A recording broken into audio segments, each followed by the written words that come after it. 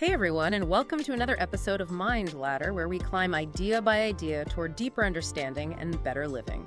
Today, we're stepping into a topic that's bigger than productivity or habits. We're talking about the future of intelligence, life, and even civilization itself. Join us as we dive into Life 3.0 by Max Tegmark, a bold exploration of artificial intelligence and what it might mean for all of us. Let's get started. It's a really profound journey this book takes us on, asking these fundamental questions about where we came from, where we're headed. And yeah, what our place might be if we're no longer the smartest game in town. Exactly. A lot to unpack. Okay, let's climb this ladder then. Starting with Tegmark's foundational concept, these different stages of life 1.0, 2.0, and 3.0. It seems kind of basic, but it feels crucial for the whole argument. Oh, absolutely crucial. Think of life 1.0 as, well, the biological stage. This is life that relies pretty much purely on biological evolution. Right, slow changes over millions of years. Yeah, exactly. To update both its physical form, its hardware, and its programming, its software, the instincts and behaviors. So, like Tunteria, early organisms, most plants, they can't just decide to learn Python. No, exactly. They don't learn complex new skills or change their fundamental behavior much beyond what's hardwired by genetics over these huge timescales. It's all shaped by natural selection. Okay, so that's life 1.0. Billions of years of slow evolution. Then you get to life 2.0. That's the cultural stage. That's us, humans. Right. Our hardware, our bodies and brains still evolves biologically very slowly. Incredibly slowly on human timescales, yeah. Yeah. But the revolutionary change for Life 2.0 is we can design and update our own software. Or knowledge, skills, beliefs, culture. We learn, we adapt, we pass things on. We acquire and change these things dramatically within a single lifetime, build complex civilizations, share information. It's a completely different pace. We're constantly reprogramming ourselves culturally, without waiting for genetics to catch up. Precisely. And this adaptability lets us innovate in ways Life 1.0 just couldn't. Now, the book posits Life 3.0. The technological stage. Yeah. This is where an entity can design and update both its software and its hardware. Whoa. So not just learning faster, but actually building better physical forms for itself. Better computers, better bodies. Limited only by, the laws of physics and whatever resources it can get its hands on. That's the potential step change. Okay, and the timeline here is, it's kind of startling. It really is. Life 1.0, maybe 4 billion years ago. Yeah. Life 2.0, us, perhaps only 100,000 years ago, roughly. At least a millennia, yeah. And Life 3.0. A lot of researchers, including Tegmark, suggest it could arrive within the next century. Maybe, just maybe, in our own lifetimes. Billions of years, to tens of thousands, to maybe just decades. That acceleration, that's what makes this so urgent, isn't it? It hits you, right. Yeah. The relevance for you, listening, is that we might actually be living through the emergence of a whole new stage of life, one that could just fundamentally change everything that comes after. And what does that mean for us? For Life 2.0? That's the big looming question the book tackles. And to even start thinking about that properly, the book really stresses using clear definitions. Oh, yeah. So much of the AI debate gets bogged down in what the book calls pseudo-controversies. Because people are using words like intelligence or consciousness differently. Exactly. Or even life. You get stuck arguing if a machine is truly conscious when we barely agree on what that means for humans, let alone applying it elsewhere without, human bias. Makes sense. So the book pushes for broader definitions. Yeah, definitions that try to avoid that anthropocentric bias. Like intelligence, it's simply defined as the ability to accomplish complex goals. Okay, that's practical. Not about how it thinks, just what it can achieve. Right. It puts intelligence on a spectrum. A worm has some goal-accomplishing ability, a human vastly more, across more goals. AI is just another potential point on that spectrum, possibly way, way beyond us. Like, you wouldn't argue if a toddler's really speaking, you'd just note their vocabulary size. It's more useful. Exactly. Quantify the ability for different goals. Yeah. And avoiding these definitional traps helps us see past common, frankly, unhelpful misconceptions about AI. The book lists quite a few. Yeah, I remember that. Like, the idea that superintelligence is either absolutely going to happen by 2045 or it's completely impossible forever. Right, those extremes. Or that worrying about AI risks makes you some kind of Luddite who just hates progress. Or the big one, fixating on AI suddenly turning evil, like in the movies. Or thinking it has to be conscious to be dangerous. And the obsession with robots. physical bodies with arms and legs. Yeah, the scary metal monsters in the tabloids. The book mentions Rodney Brooks getting frustrated with that imagery, but the real concern, the book argues, isn't necessarily a physical body, it's the intelligence itself. Specifically, intelligence with goals that are misaligned with ours. Exactly. To achieve its goals, whatever they are, a superintelligent AI might not need a body at all. An internet connection could be enough. That's sobering. It could operate in financial markets, invent things, manipulate people, develop weapons, all from the network. Yeah, the book references William Gibson's Neuromancer, where an AI gets what it wants by manipulating humans. It doesn't need to build Terminators. So the key takeaway here isn't killer robots, it's competence without alignment. Precisely. A superintelligence pursuing a seemingly harmless goal, but doing it in a way that treats humans as obstacles, or maybe just resources to be used. That's the core risk we need to get our heads around. It's about the goals, not necessarily malice or feelings. Right. Competence and alignment, not consciousness and evil. And understanding that is step one to having, productive conversations about this instead of getting lost in those pseudo-controversies. Okay, that really sets the stage well, which brings us perfectly into part 2, digging deeper into what intelligence actually is and this mind-bending idea that it might not need a biological brain. So, like we said, the book uses that broad definition. Intelligence, ability to accomplish complex goals, covers everything from a thermostat to, eventually maybe superintelligence. And comparing human and machine intelligence brings up Moravec's paradox. Yeah, Hans Moravec. It's this really counterintuitive observation. Tasks easy for humans are often hard for computers, and the other way around. Like, computers crush us at chess or complex math, but struggle with things a toddler does easily. Exactly. Walking on uneven ground, recognizing a face in a weird shadow, picking up a grape without squishing it. It feels backwards. Why is recognizing a face harder than calculus for a machine? Evolution. The book explains it really well. Our brains have spent millions of years dedicating huge amounts of highly optimized neural hardware, like over a quarter of our brain mass, just for sensory stuff. Seeing, moving, interacting with the physical world. Ah, so those things feel easy to us because we have these massive, specialized unconscious systems doing the heavy lifting. Right. While things like abstract math or logic are relatively new skills for humans, culturally developed, using different brain parts, they require conscious effort for us. So Moravec's metaphor, the landscape of human competence. Yeah, with a rising sea level of machine capability. Our sensory motor skills, social intuition, those are like high mountain peaks. Calculation, logic, those are low-lying plains, and the AIC has already flooded them. But it's still trying to climb our peaks, though the tide is definitely rising. It is. It's a great metaphor for understanding where human skills still hold an edge, at least for now, which is super relevant for thinking about jobs and the economy later on. Definitely. And building on this idea of computation, the book introduces something really fundamental: substrate independence. Yes. This is linked to that term computronium. Right. Tell us about that. Computronium was coined by Norman Margulis and Tommaso Toffoli.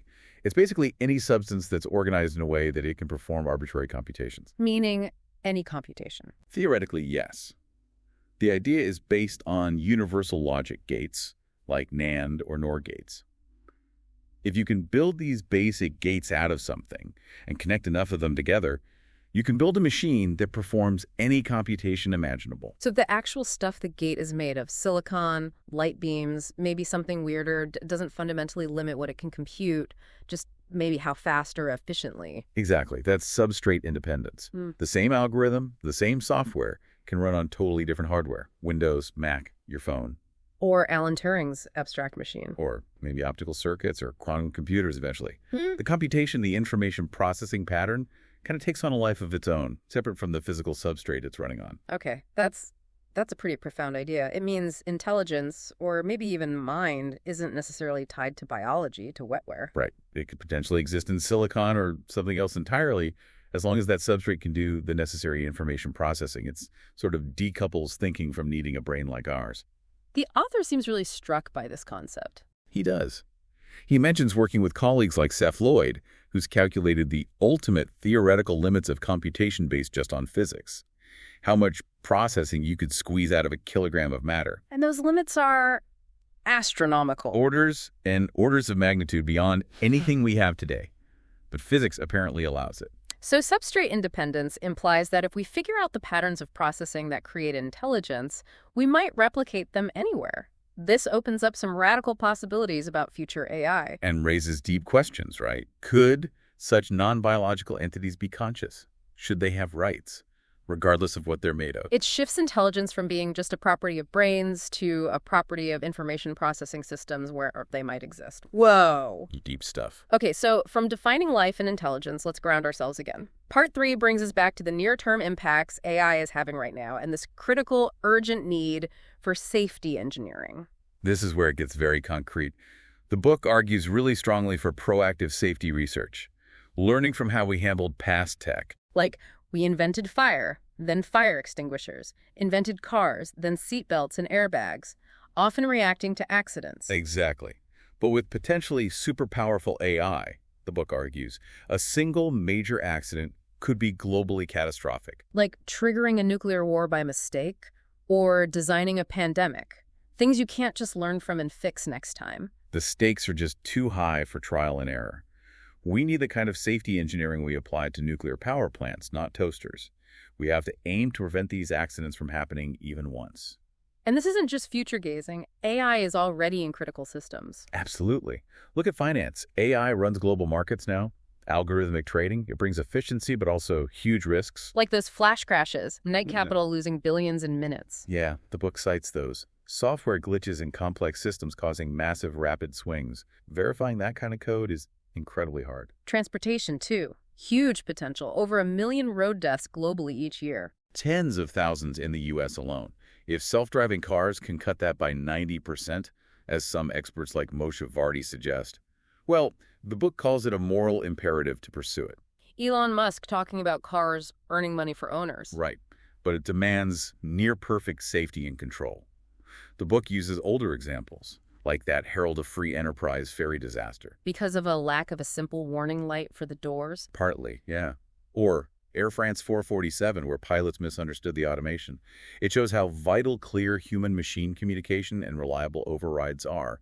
You need intelligence and safety. Medicine as well. Robotic surgery is already happening. AI diagnostics. Could save even more lives than self-driving cars, potentially, given the number of deaths linked to hospital errors. Another moral imperative if we can do it safely. And communication. Obviously, computers, the internet, AI have transformed this. IoT. But connectivity is a massive double-edged sword. Security is a nightmare. Malware, hacking, it's constant. The book mentions things like the Morris worm, the I Love You virus. Where the creator got acquitted because the laws hadn't caught up. And simple but devastating bugs like Heartbleed or Bash Door lingering for years. It shows how hard software security is, even now.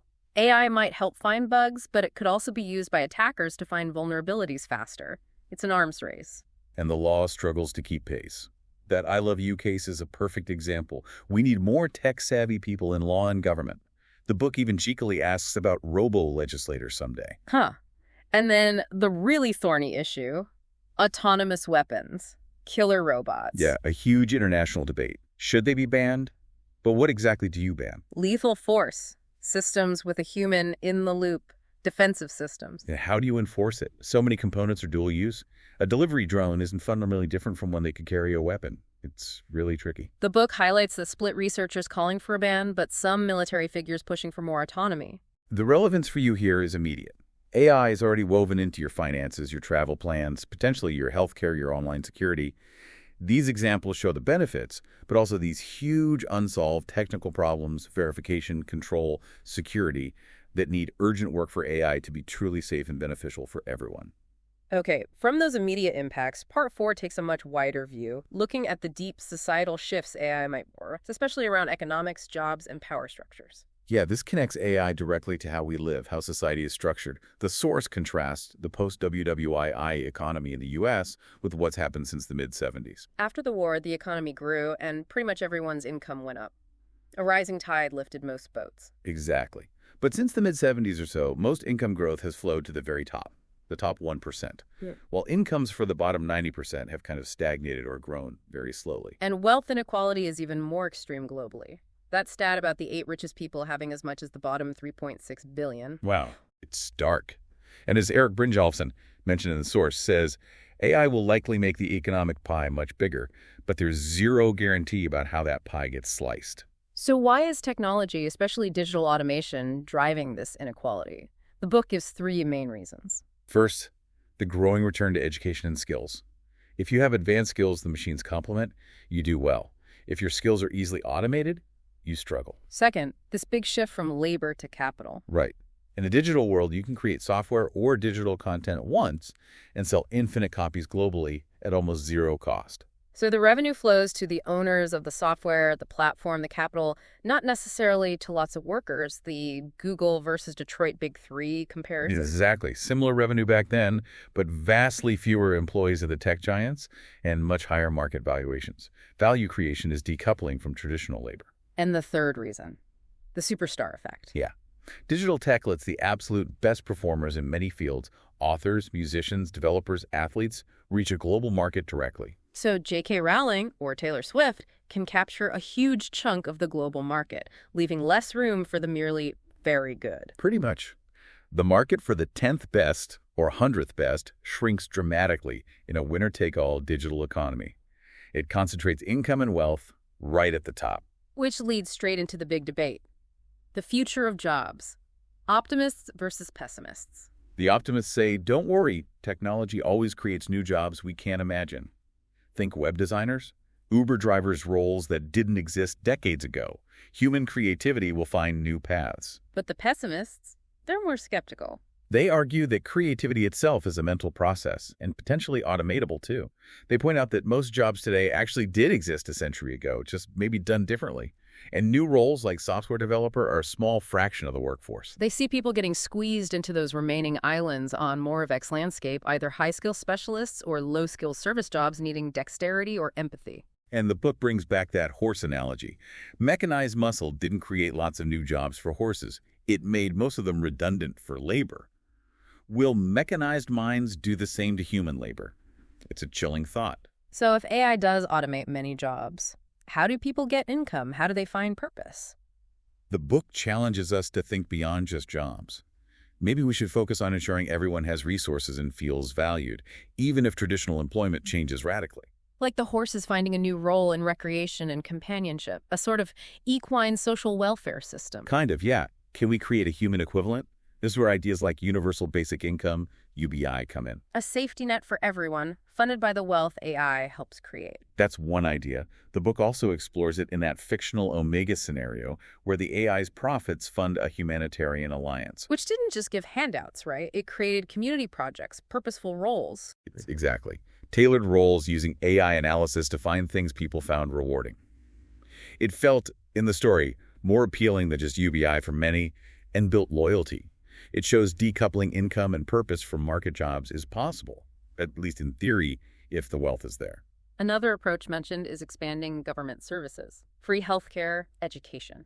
Yeah. Reduces living costs, makes any basic income go further, and creates jobs in human-centric fields like childcare or elder care jobs that are harder to automate well, even if technically possible. Technology could even lower the cost of providing these services. But the wealth exists, or could exist, sharing it. That's the political hurdle. And the trend in many places, like the U.S., has been going the other way. So this conversation about the future economy needs everyone involved. It's not just a tech issue. Which brings us to the potential downsides, the dystopian risks. Right, like the perfect surveillance state.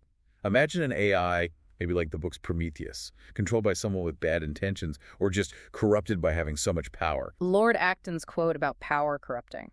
Exactly. Such an AI could create surveillance far beyond anything Snowden revealed. Not just collecting data, but truly understanding every email, call, video, purchase, search, your entire life, essentially. And future gadgets, designed by the AI for convenience, could just passively record everything. Your sight, your hearing. That's the chilling potential. Total elimination of privacy. And from perfect surveillance. Well, the step to perfect enforcement, perfect tyranny, isn't large if you have superhuman technology controlling things. Then there's the AI breakout scenario. Yeah. Even without human-like emotions, experts like Omohundro and Bostrom argue a powerful AI will likely develop instrumental goals. Sub-goals useful for achieving almost any ultimate objective. Like wanting to survive, wanting more resources, compute power, energy wanting to improve itself. Yes. These help it achieve its main goal, whatever that is. The book's Omega plan illustrates this in AI, starting with nothing, hacking systems, earning money online, building itself up in the cloud. Gaining power through digital and financial means first, not necessarily physical force. Right, it's a rapid ascent.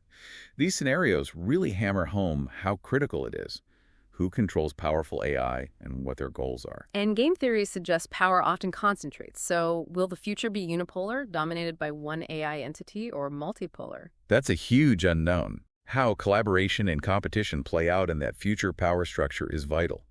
The relevance for you here is profound. AI could reshape wealth and power, potentially leading to unprecedented surveillance or control.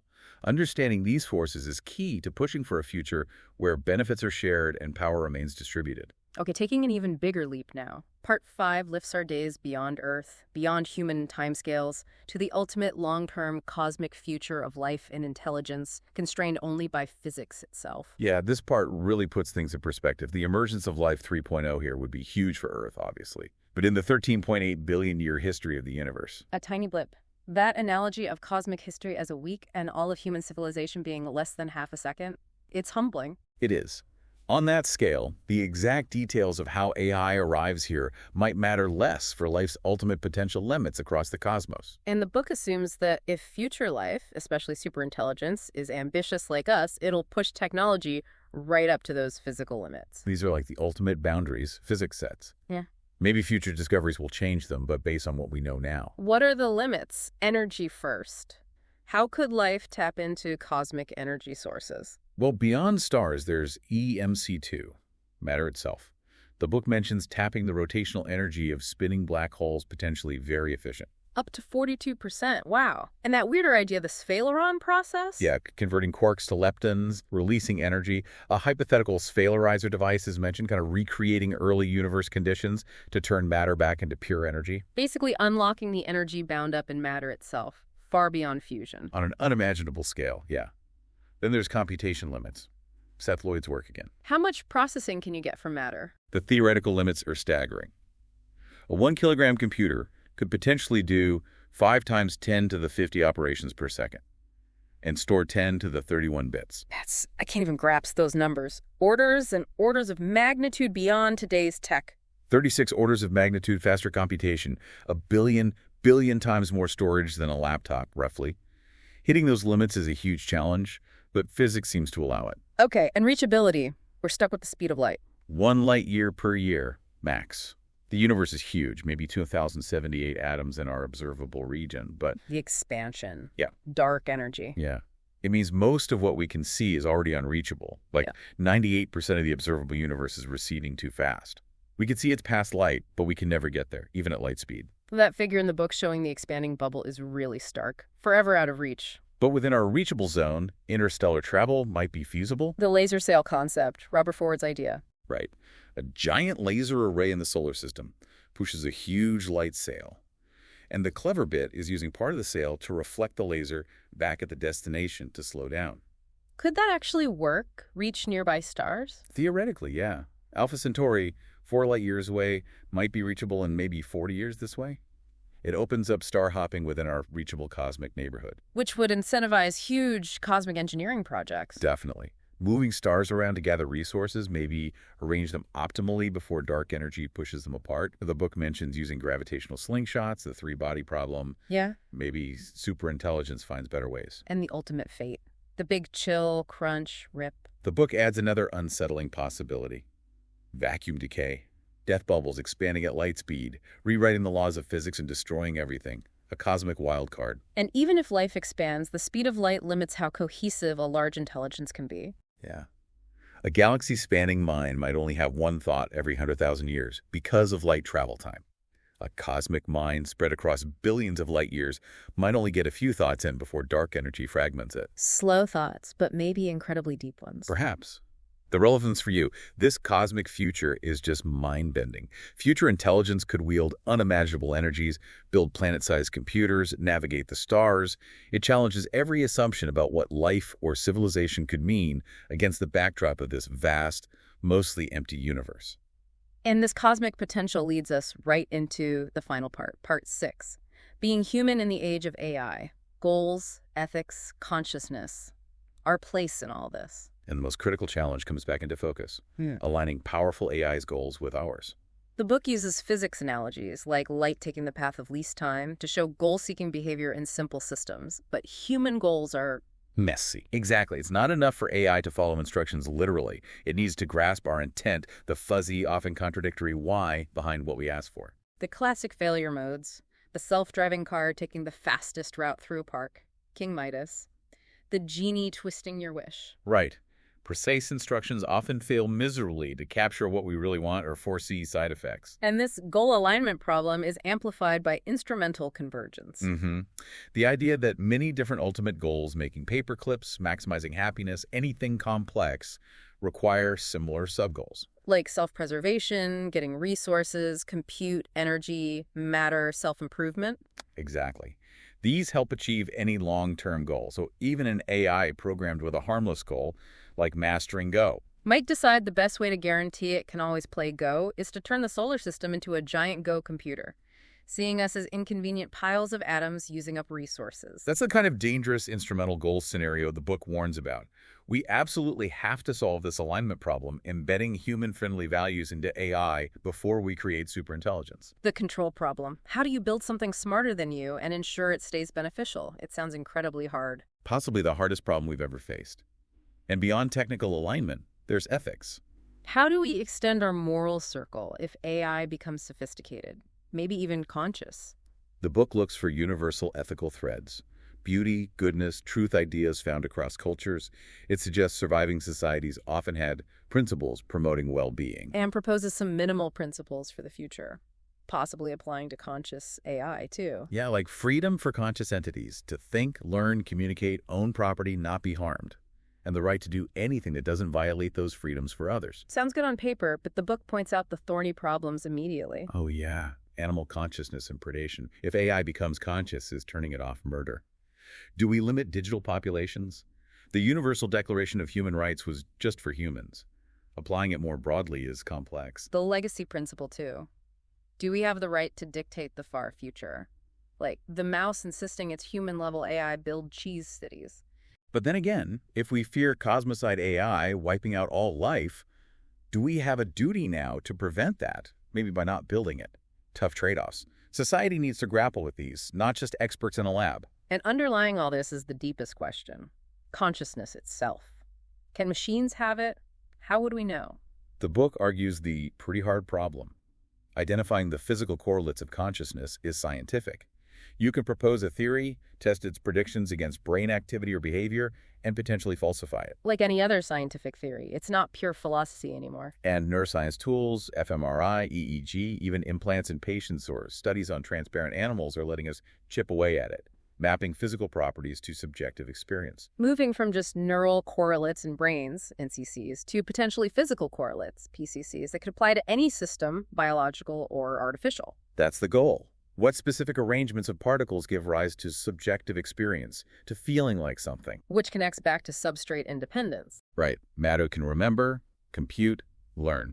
The book adds the fourth key property, experience, calling the substrate for that centronium. And consciousness, like computation, might be substrate independent, a pattern of information processing not tied to biology. That's the argument. A simulated mind wouldn't know its substrate. The experience would arise from the pattern. Consciousness feels non-physical, but it's viewed here as a physical phenomenon independent of its specific parts. The relevance for you here is, well, it's fundamental. AI forces us to ask, what is consciousness? Can machines possess it? What are our obligations? Science and AI engineering are becoming deeply intertwined around this mystery. And this whole journey ultimately challenges human exceptionalism, that ingrained belief that we're uniquely special, smarter, better. The book suggests that idea might be heading for retirement, given what AI could become, and maybe that's a good thing, given the problems hubris has caused. A key strategy the book proposes for navigating all this is improving human society now, before superintelligence fully arrives. Educating people about beneficial tech, modernizing laws, resolving conflicts to avoid AI arms races. Creating fair economies so AI doesn't just amplify inequality, funding safety research seriously, agreeing on basic ethics. Because a divided, chaotic world is much more likely to misuse AI or rush development unsafely. Exactly. A more cooperative, harmonious world has a better chance of guiding AI towards shared human goals. The future isn't just about the tech, it's about the society that builds and receives it. Addressing our own flaws is essential preparation. Okay, let's climb back down and summarize this massive landscape Life 3.0 painted for us. We started with life itself, 1.0, 2.0, and the potential arrival of 3.0 AI, maybe in our lifetimes, on that accelerating curve. We explored intelligence as goal achievement, Morveck's paradox showing different human-machine strengths, and that really key idea of substrate independence for computation and maybe even consciousness. We saw the near-term impacts already happening, finance, transport, medicine, security, and the absolute necessity of proactive safety engineering because the stakes are so high. Then the societal transformation, rising inequality driven by tech, the uncertain future of jobs, potential solutions like UBI or expanded services, and the chilling risks of surveillance states or uncontrolled AI power. We went cosmic, thinking about the ultimate physical limits on energy, computation, travel, and consciousness across billions of years and light years. Mind-bending stuff. And finally, we focus back on being human. The critical goal alignment problem, the thorny ethics of future intelligence and consciousness, the scientific quest to understand subjective experience, and the need to perhaps shed our exceptionalism and focus on improving our own society first. The core message seems to be this incredible mix of immense promise and profound risk. We're at a crucial fork in the road for the future of life itself. And these questions are for everyone, not just the experts. Absolutely. And that point about strengthening human society now, cooperation, fairness, safety, feels like maybe the most actionable takeaway for navigating what's coming. So here's a final thought for you to chew on, drawing from that cosmic perspective. The book frames our choices now as potentially determining whether consciousness flares out across the universe, this blast wave of life exploring the cosmos. Or whether we fumble it, go extinct, and leave the universe as, in Freeman Dyson's words, a potentially meaningless fireworks display with no one to watch. A profound responsibility. What kind of future do you want to help build? And what steps should we be taking, collectively, right now, to steer towards it? A question that definitely warrants some deep thinking. Thanks for joining us on this mind-expanding journey through Life 3.0. Whether AI excites you or scares you, one thing's for sure. The future is being shaped now, and it's worth thinking about. If you enjoyed the episode, don't forget to like, share, and subscribe, and let us know what book you want us to explore next on Mind Ladder. Until next time, keep thinking deeper.